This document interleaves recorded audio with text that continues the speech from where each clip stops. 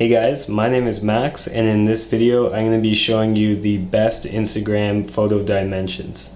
I'll be taking you through it on Photoshop. If you don't have that, that's still fine. You can still follow these steps through a different software. I'll be showing you great tips that'll save you a bunch of time as well, so be sure to stick around for that. Alright guys, so the first step you're going to want to do is open up Photoshop, and I'm going to find the image that I want to have resized.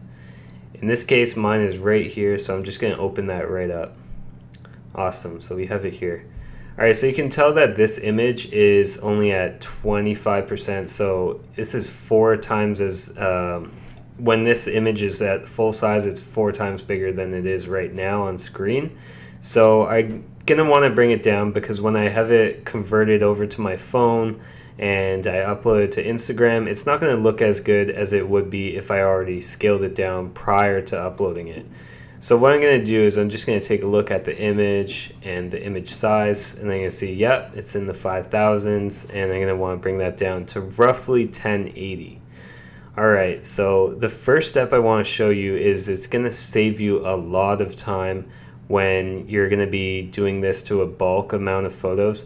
Maybe you went to a car show and you have tons of photos that you want to upload to Instagram, and you're going to be doing it over and over again. Why not save yourself the trouble and have the computer do it for you? So Photoshop has this great tool, it's called Actions, and mine is located over here on this toolbar. And basically what it does is it's going to record all of the different actions that you do from the time you tell it to record and when you tell it to end, and it'll apply that to all of your photos whenever you want it. So what I'm going to do is I'm going to create a new one, but before I do that I'm just going to show you where you can access it if it's not already visible to you. So you can just go to Window and then you can go to Actions or Alt F9 and it'll appear over on this toolbar. So I'm going to create a new one and I'm going to name it Instagram Resize, and I'm going to hit record. Alright, so the first step I'm going to want to do is I'm just going to bring it down to 1080. So it's already in the Instagram size. I'm going to bring it forward. I'm just holding Alt and then scrolling forward to bring it closer. We can see this is at 104%, so it's actually a little bit bigger than it'll be at full scale. So the next part I want to do is I find that when I bring my photos a little bit smaller is that they're going to lose a little bit of the quality. So I'm going to throw that back in there by adding in the sharpen tool a bit, and I find that just makes my photos stand out a bit more. Now the other thing I want to do is the adjustments in the levels. So I'm going to bring this to a bit darker, just because the sharpen tool does tend to throw in a little bit of brightness. So I just brought it down the slightest bit.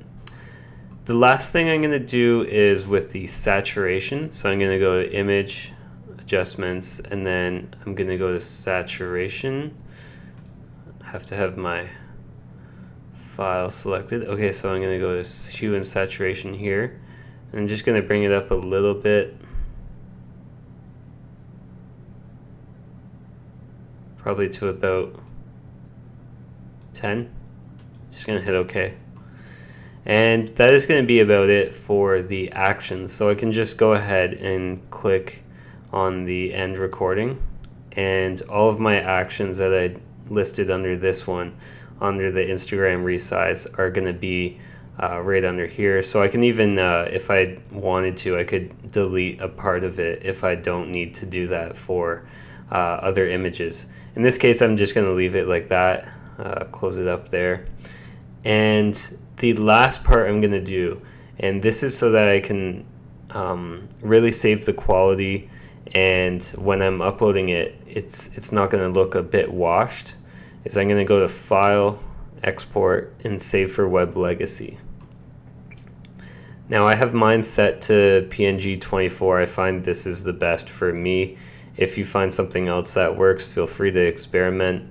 This is just what I use, and I feel like the quality is just always there. Something nice about this is that I can also see how big the file type will be. So in this case, it's only going to be about 1.2 megabytes, which is not much, especially for my phone, which usually only has around 400 megabytes available left on it. So this is great, and all I'm going to do is going to hit save, and I'm going to just hit it in the folder, and that is going to be it.